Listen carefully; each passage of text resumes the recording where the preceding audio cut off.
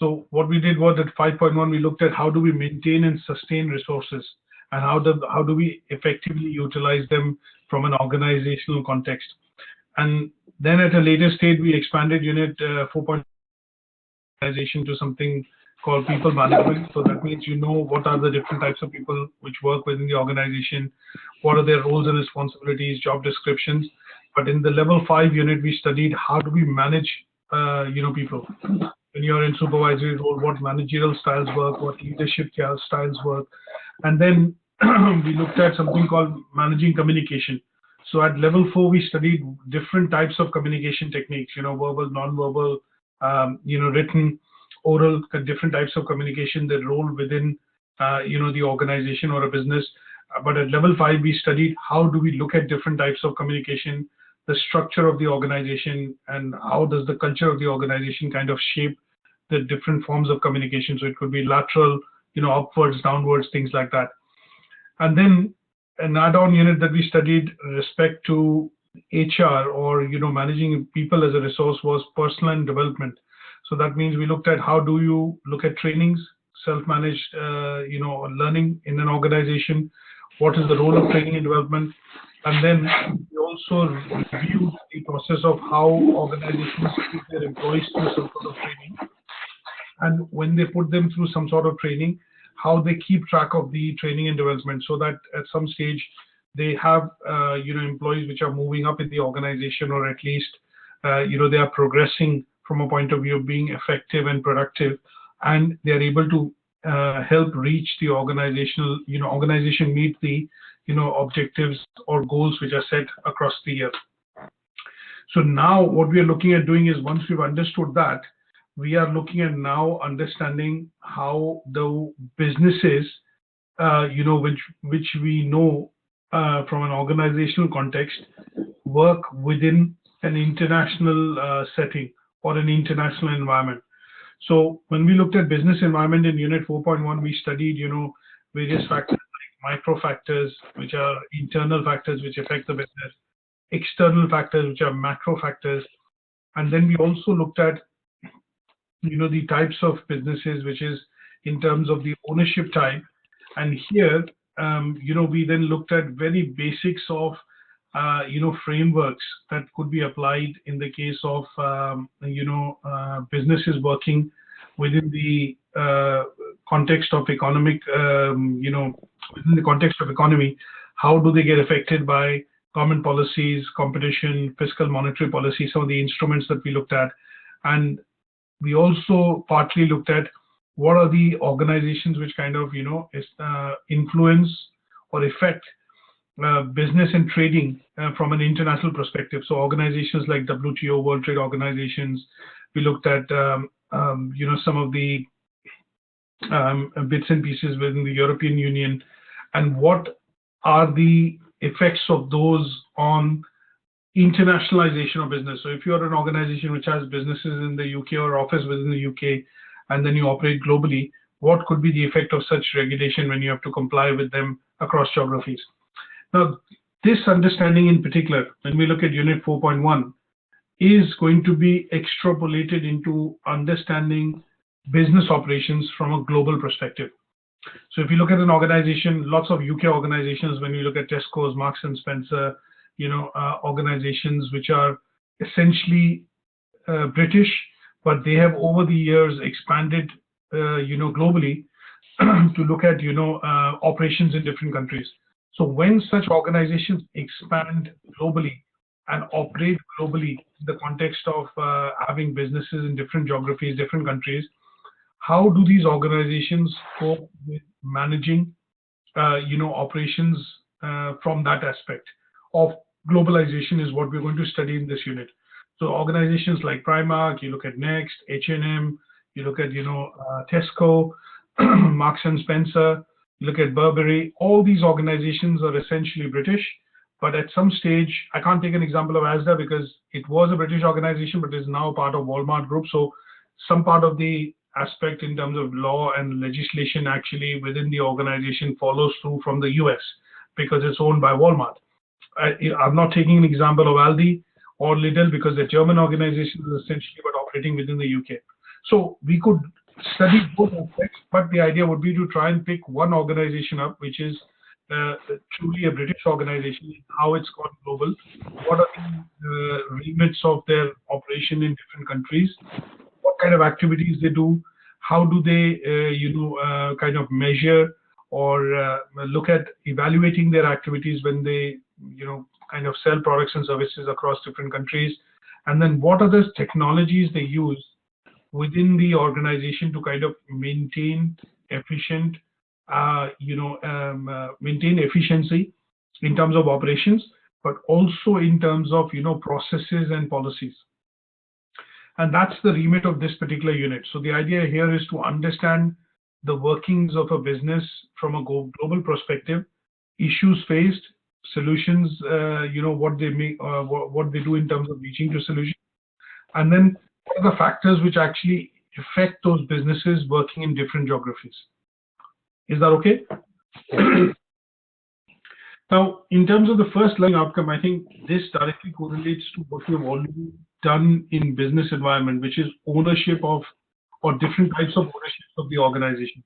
So when we look at, learning outcome 1, which says understand the key differences between global business operations, here are some of the tasks, things like analyze key differences between organizations working in different sectors, industries, and contexts, is basically looking at, the ownership structures and in bit of, business environment they work in.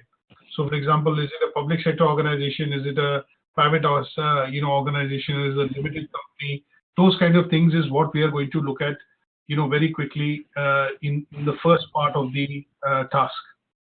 Okay, and then I think in terms of what I think I've provided you earlier. Do you recall this sheet? Yes. Yeah. So what we are looking at is for task 1.1, we're going to go through a couple of slides today, just to refresh some bits of the things that we've discussed earlier in task 4.1, I think, and to a certain extent, 4.2 as a unit. So let's look at that. Now, having looked at this particular slide in terms of the different types of businesses, can you classify what type of business is this, Walkers?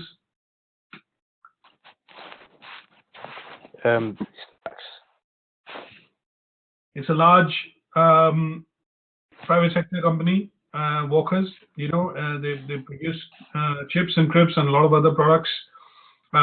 It's, I think, a part of the Unilever brand. So the company is Unilever, and it's a large public limited company, or private limited company. Sorry, rather. Yeah. Correct. The Manchester College up in Manchester, one of the largest FE colleges in Europe, 35,000 students. This is predominantly a public limited company, though it's run as a charity, I think. But keep in mind the ownership of this the firm is with the government.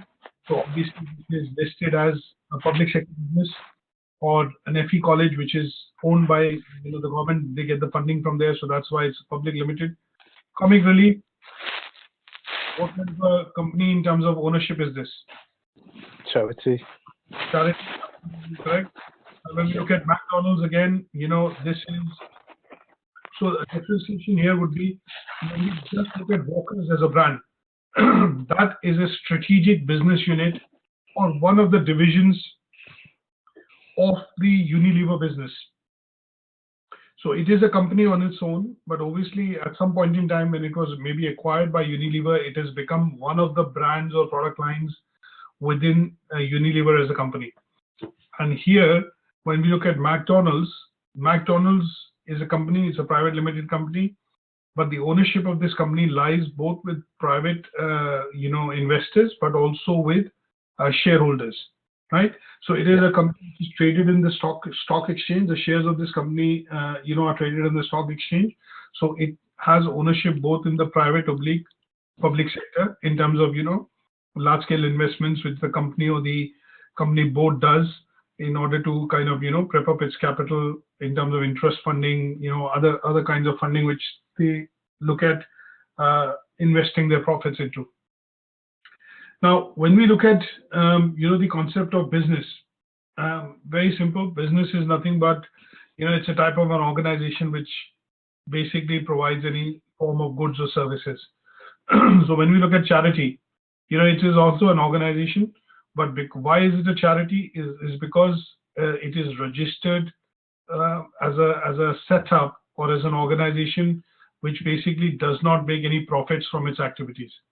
It provides a number of goods and services like the comic relief. But in this case, the idea of setting up this organization is to provide services in general for for the public, which cannot afford, or kind of bridge a gap between the need and demand. But because they do not make profit, they set up a Now, when we know that the business is looking at, every business which is set up has some objectives. So they provide some goods and services. So it's good to know what is the definition of goods and what is the definition of services. So when we look at goods are products. Essentially, that means if I go to the supermarket and if I buy, say, for example, a chocolate bar, or if I buy a pack of crisps, I pick up a newspaper from the news agent shop, I'm actually picking up a product which will give me some services at the end. So if I pick up a newspaper, I'm going to be reading through the news which is actually published in that paper. If I eat a chocolate bar, then it is a product or a good, but what the chocolate bar does is it basically, if I'm hungry or if I'm starving or if I'm craving for having chocolates, then I pick up a chocolate bar. It gives me that relaxing, feeling of that I'm having something, which is a chocolate, which is what my appetite or, kind of thing was demanding for. So when you look at goods and services, goods will always be produced by companies, depending on the ownership, but some stage these goods will get providing some fulfillment or some sort of a service to meet that objective. And services, sometimes you also classify as, services which are tangible and intangible. Sometimes you receive service, for example, wherein you do not end up receiving a product, but you end up receiving the service. So a clear example of this would be when you end up calling a call center. Suppose you have a problem with your broadband and it's not connecting, or your telephone line is not working, you call up from your mobile. Now what they do is if they set up an engineer who comes in and checks and then rectifies the fault, then in that case, physically somebody is coming in and providing some sort of a tangible service to make the line operational again. But if they're able to diagnose the problem and then give you a solution from the call center itself, or basically do a tele support, as we call it, the term would be tele support, then in that case, you're receiving a service which is basically through the virtual route, or it's a virtual service, but it still ends up, obviously solving the problem in terms of, making sure that the line is operational and, it's functional again.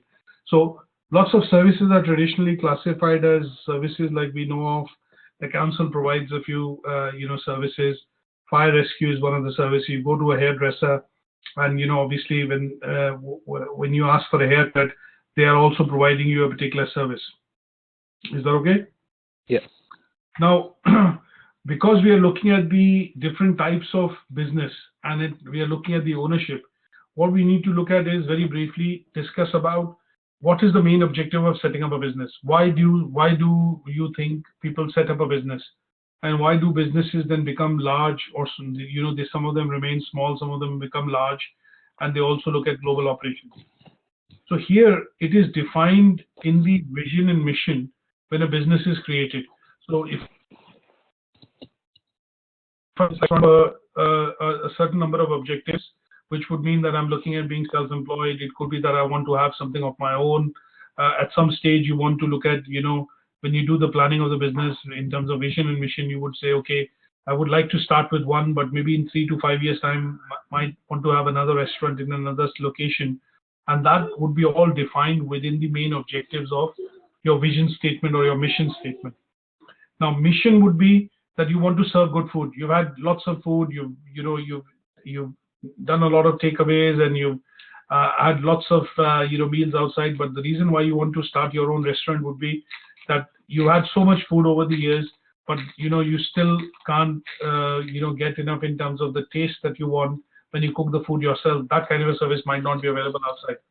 So that would be one of the main underlying reasons of why you set up the restaurant, why you go out and set up your own restaurants, is because you feel you'll be able to provide that as a service, and that service would then at some day, at some point in time, be meaningful, and that meaningful service will basically allow you to get or earn profit. So basically, every business goes through the cycle of setting some objectives, and these objectives, in terms of short term, will be defined in the mission statement of what is the ethos of the business, why it was set up, and in terms of a long term, you define it in terms of your vision. And at the end of the day, most businesses, when they are set up with some objectives of obviously making profits. That means at some stage you would want to break even, and when you break even, that means you've recovered the money that you spent in setting up. You then want to basically look at making profits. You want to make money. The business wants to make money, and you want to make money. And because you provide a certain amount of service, you expect in return, services, your payment for those services. And as long as you are able to maintain a quality of your service, people keep coming back to you again and again for having another meal and things like that, and that's how your business begins to grow.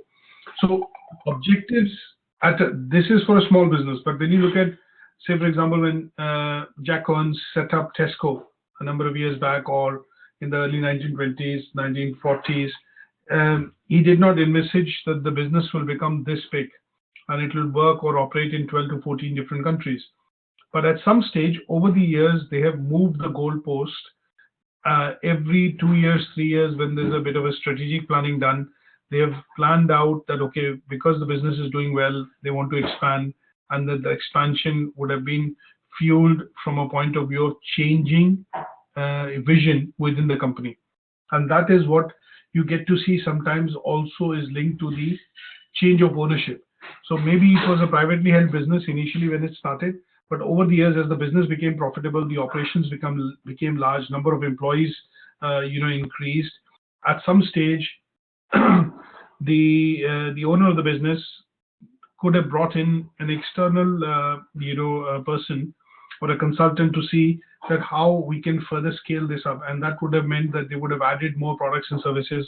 So we know that in the last few years, Tesco as a laggard, that means they were lagging behind with regards to other competitors to introduce something called a e-tailing or a e-retailing strategy, e-commerce things. So Tesco, I think in 2012, 2013, invested in the IT infrastructure, and they started to create the e-commerce side of the business, wherein you today can buy a Tesco mobile, you can buy electronics, electricals, and a lot of other gadgets and goods and services through the online route as well. So a modernization of this concept happened because, one, the competitors were moving ahead in the market, and the second is they saw this as an opportunity for the business to expand. And because now internet connectivity and availability of internet makes things easier for consumers to purchase, it meant that at some stage this should have been adopted as a business model. And because this has been done from a point of view of long-term perspective, this has meant that the company is now looking at expanding and selling some of these products which are non-perishable items, things. I'm not talking about grocery and other bits, food and grocery items, but electronic, electrical, services which they can sell across in different countries, having set up everything within the UK. So they might be able to sell this in Turkey and some of the other European markets where Tesco is present, but some of that operations could be managed from the UK or from Britain, essentially, but these services are then delivered in other countries. Is that okay? Yeah. Now, some of these slides we'll go through quite quickly, because when you look at why do we call a business a public sector and why do we call a business a private sector business? Now, public sector business is defined as an organization which provides people with goods and services, but is financed and controlled by the government. So when we look at public sector, We think of the councils, we think of police, we think of fire service, we think of NHS, we think of schools, and anything which is in the public remit. That means it is not funded or financed by the people, but it is funded or run and owned by the government in that country. Is that okay? Yeah. Army, for example, would be a public sector business or a private sector business? The armed forces. Armed forces, that would be public sector. That is correct. So when we look at state ownership, in short, we call those businesses which have state ownership as public sector businesses. Businesses which are owned by private investors would then be classified. So when we talk about Virgin Trains, for example, that is a privately held business because Richard Branson owns the company, and obviously it's in the public domain, but there the public ownership is in the form of shares or investments in the form of bonds. But essentially the business is owned by the private sector because it has no direct funding or financing from the government to run its operations. Is that difference clear enough? Yeah. Yeah. And when we talk about private sector organizations, within private sector organizations, we have different type of setups.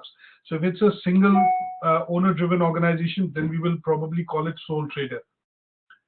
If it's a number of partners which come together and form a business, then we will probably call it partnership. An example here would be of accounting firms, solicitor firms, wherein you see people who do the same function, same type of job, actually come together to broaden the business or enlarge the business. So you could have public sector private sector companies, and you could also have charities, because charities essentially do not get any funding. The setup of the charities, which is another word, would be non-government organization, NGO, or non-for-profit. They are essentially private businesses, but they are set up to provide services to the public free of cost.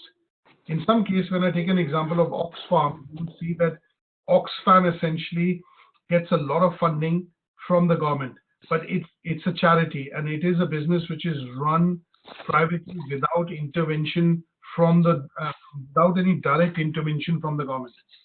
And that is why I would kind of say that the ownership of the business in terms of the management, the structure, and the employees and the assets of the organization are not in the direct control of the government, or are not directly financed by the government. So that is why we look at this as a private sector or non-government organization, not for profit, but NGO, non-government organization.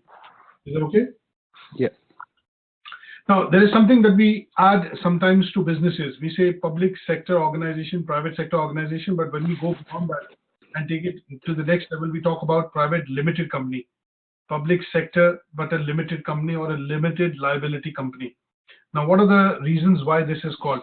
So, when you form a company, sometimes what happens is, not sometimes, when you form a company, you will also be required to form something called Memorandum of Understanding or Memorandums of Article. That means there is some agreement which exists between the partners, directors of the company, and they are going to abide and agree to that particular memorandum of articles which have been set up. Sometimes you have just an understanding. That means if this is to happen, then there is no liability, at least on the directors, but the liability is only related to the company. So sometimes you get to see in organizations, when they form up a company, what they will do is they will form something which is called a limited liability company. Here, the limited liability means that at some stage, if the business is to go bankrupt, or is the business is going to go, say, belly up, then in that case, the directors of the company are not liable to, for example, bridge the losses, or not liable to be indicted if the company ends up making a loss. Is that okay? Yeah. So look at limited liability. That means the business, if it goes into administration, then in that case, the money which has been invested in the company in terms of assets or in terms of liquid money available in the bank is the only bit of money which the business will have liability of. But if it's a limited company, then in the case, to a certain extent, if the business is to go belly up or bankrupt, then in that case, the assets which are owned by the director of that company could also be used to pay for the debts of that organization. Is that understood? Yeah. Yeah. In most cases, what they tend to do is they do not tend to look at, setting up companies when it's a small business. You have to keep in mind that if you set up a company, you have to keep it in mind from a point of view of understanding what is unlimited liability and what is limited liability. So if it's a private limited company, that means it has unlimited liability, and at some stage the owners can be indicted for the debt or the losses which have been created in the business.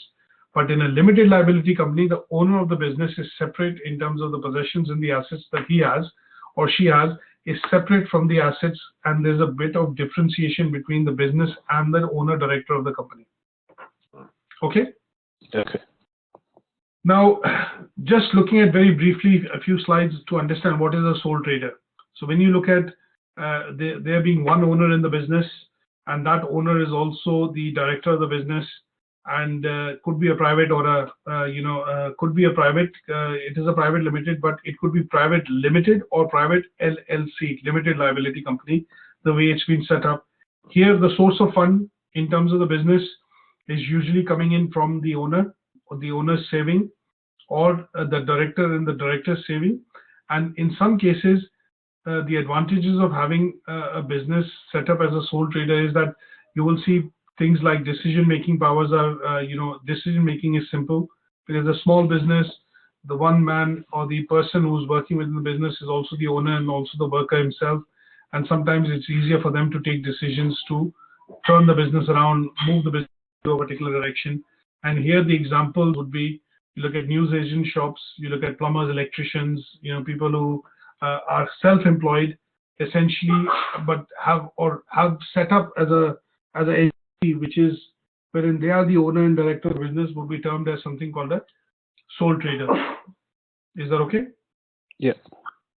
Now, when we look at partnership, when two or more people own the same business. So for example, when you look at an accountancy firm, as the business begins to grow, what tends to happen is, as your clients increase, the number of books that you manage increase, what those kind of businesses tend to do is they kind of expand into partnerships.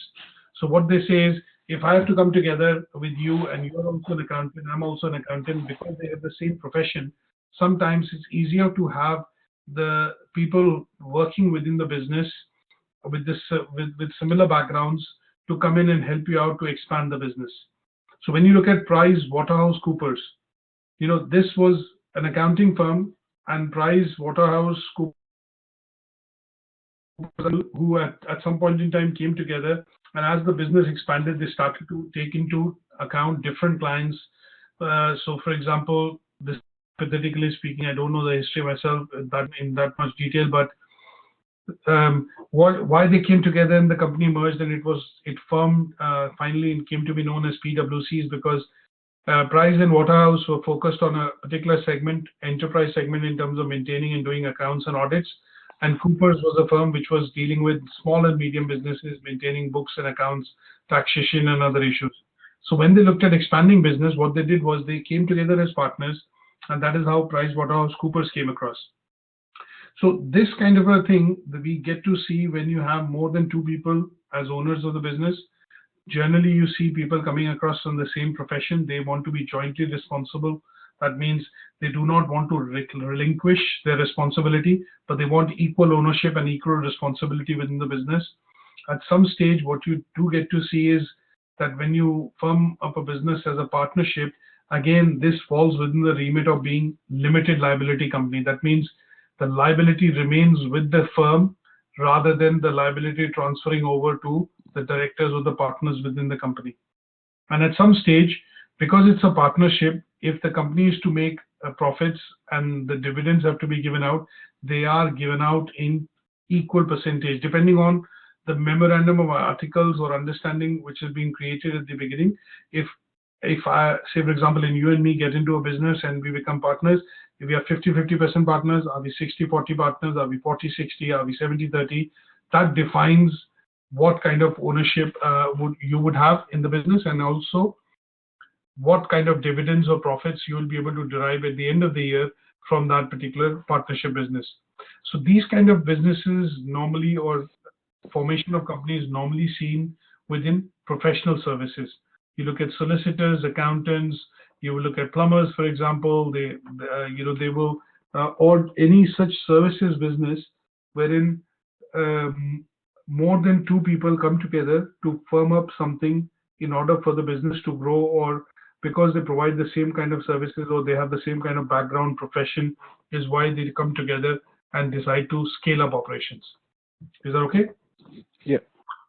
Private limited companies, business which is owned by shareholders. That means at some stage, if the business operations have gone big, and the business operations, when they've gone big and the company has actually issued shares, or there are shareholders of the business. So if you look at a taxi company like Hart Taxis, or if you look at a business like, for example, any such small business, when you look at, say, let's look at an example of let's look at Wagamama, for example, or you look at any such restauranting business which primarily is in different locations. So what at some stage they do is, rather than have the company open a lot of other franchise, outlets in other locations, they kind of franchise the business model. And in that case, what they do is they ask you to set up an outlet in a different location wherein the branding, the products and services, they're all kind of uniform. But at some stage, what they want to be able to do is, the family or the people who started the business want the business to grow, and they relinquish some part of that control in the business and then give it into something called private ownership through the shareholding, and that is where then the business begins to grow. So this is normally you will see in small to medium-sized businesses which were traditionally family-run businesses, or businesses which primarily started off as small, but over a point in time, what has happened is that these businesses, when they look at expanding, what they want to do is basically come under the umbrella of something called private limited companies. And here you could have more than two owners minimum, because there are shareholders.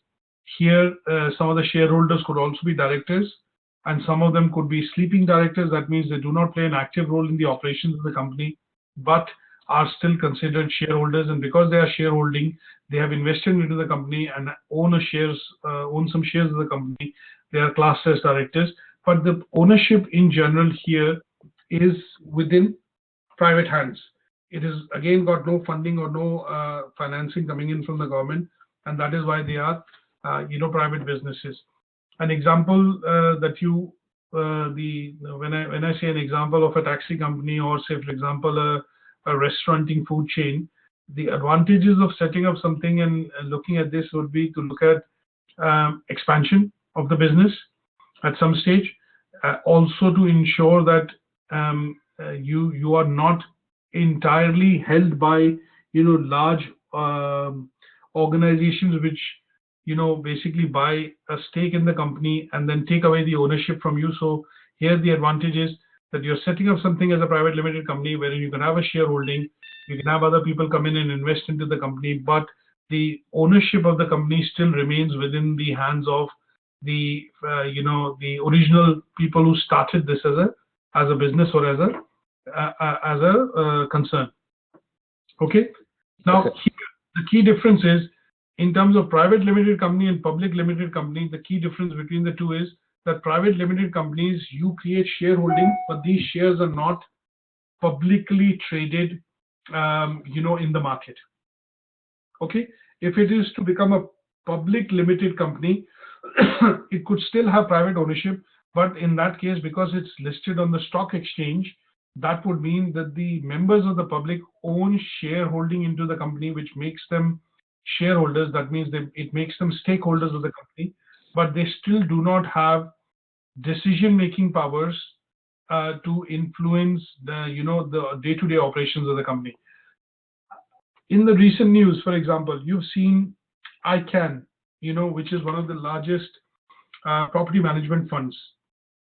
I don't know whether you've seen this or heard about this name. ICANN, ICHAN.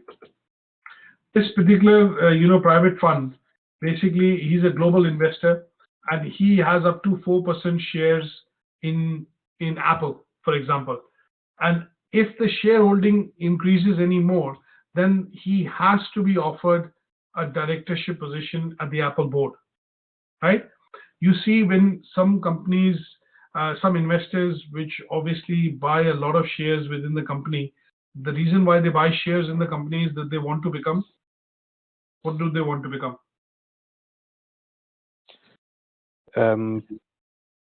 Shareholders, Yeah. stakeholders. Yeah. So they want to become stakeholders or shareholders essentially in the company, isn't it? Yeah. Right. When we look at that, if I can get the.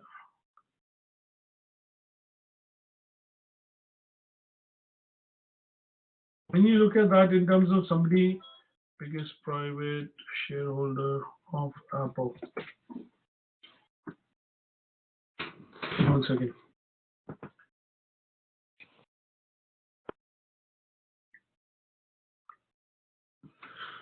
So here, when we look at some of the biggest shareholders in Apple, what we do get to see is that there are some large consortiums or companies which basically own a lot of shares within the company.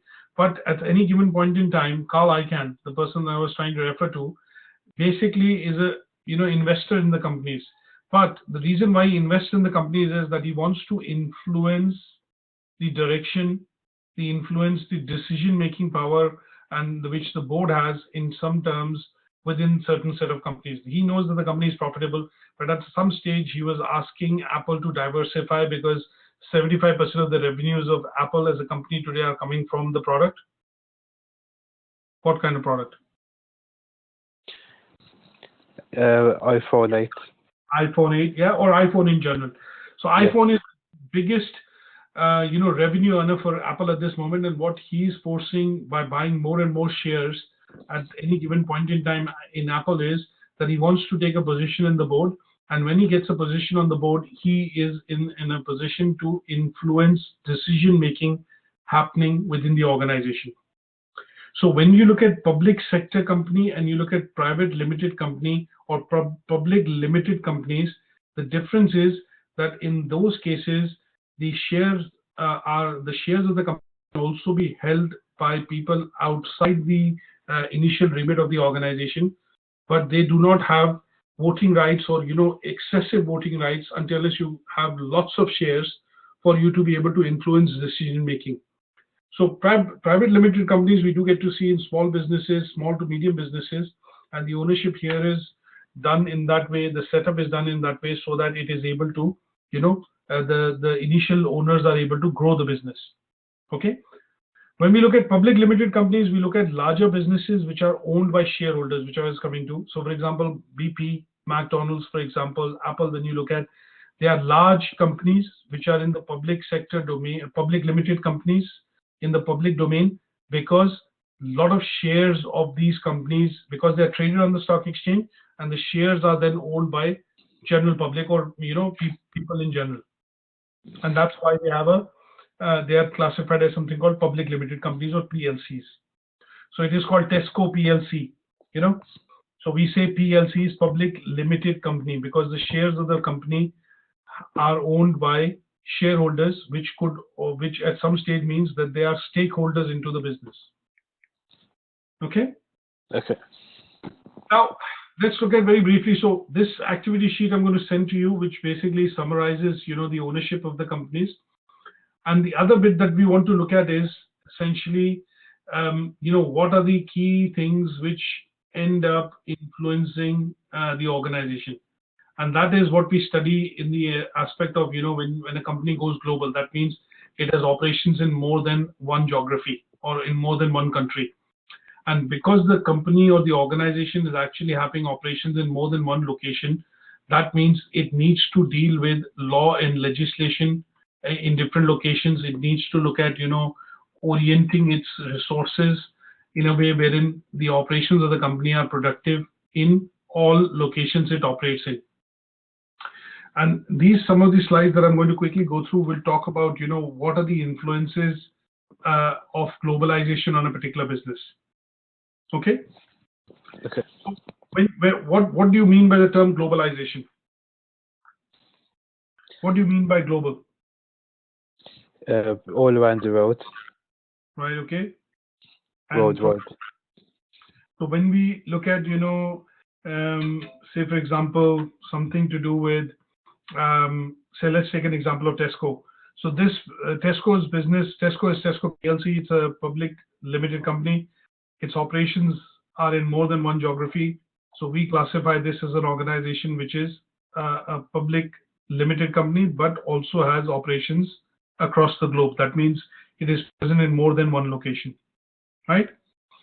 So what is the process? Why do we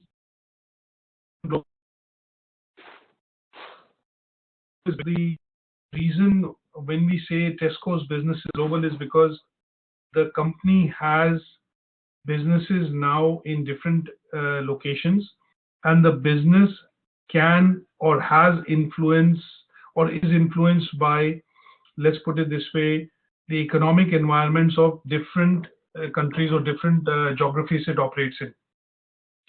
So when we say globalization means that you are looking at running your business as an interconnected business or as a business which runs across different countries, but also has external, influences because of legislation of that country, because of restrictions on, say, for example, the movement of goods, the import and export tariffs and things like that. The exchange rate in terms of fluctuation in the exchange rate means you could have bearing on the pricing of the products in that country when you sell.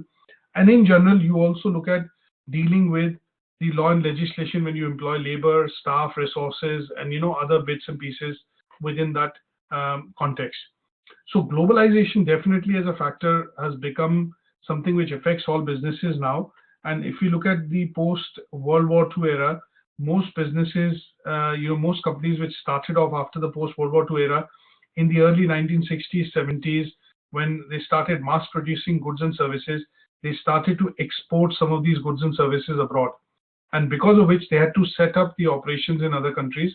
And here, the aspect of the business, which was a national business or in one particular geography or location, actually became something what then it came across to be, known as something called a global business. So you are no longer just producing from one location and shipping it to the other, but at some stage they started operations of manufacturing, production, procurement, supply in different countries as well, and that is why the operations then truly became something called global. Correct? Yeah. Example of coffee plantations. Tesco has their own brand of coffee, Barista.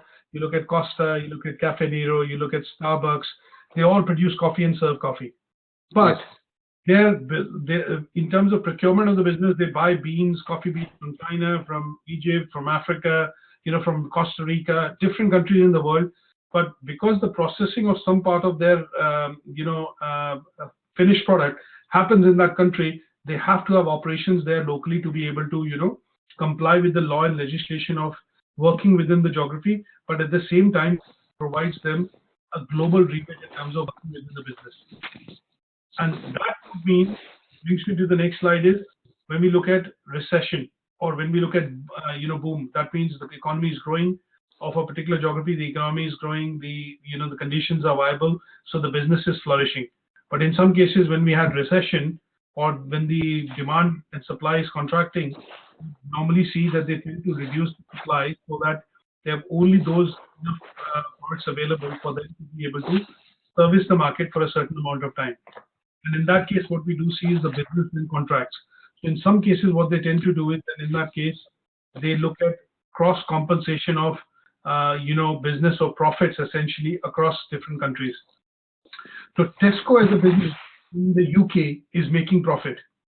But if you see, Tesco has now closed down operations in the US. I think about a year, 2 years back, they decided to pull back operations in the US. The reason why they folded the operations in the US is that from the day it was launched, the business has not made profits. And it was not viable for Tesco to be able to then, have an operation running in the US, which was cross-subsidized by the operations in other countries from a point of view of profitability. So the board actually then took a decision a couple of years back, and they decided that we're going to pull out from that market. And it has got nothing to do with recession or, but it found the competition in that market to be very tough. And because it did not make profits over a number of years, they gave, the board itself gave the America operations about 10 years for it to turn into profitable business. But because it did not happen in the 10 years, they did a very strong, analysis of where and why they are going wrong, and decided to pull out because of the fact that here the globalization from a perspective of expanding into the largest market in the world did not make sense for Tesco, because the market was overcrowded.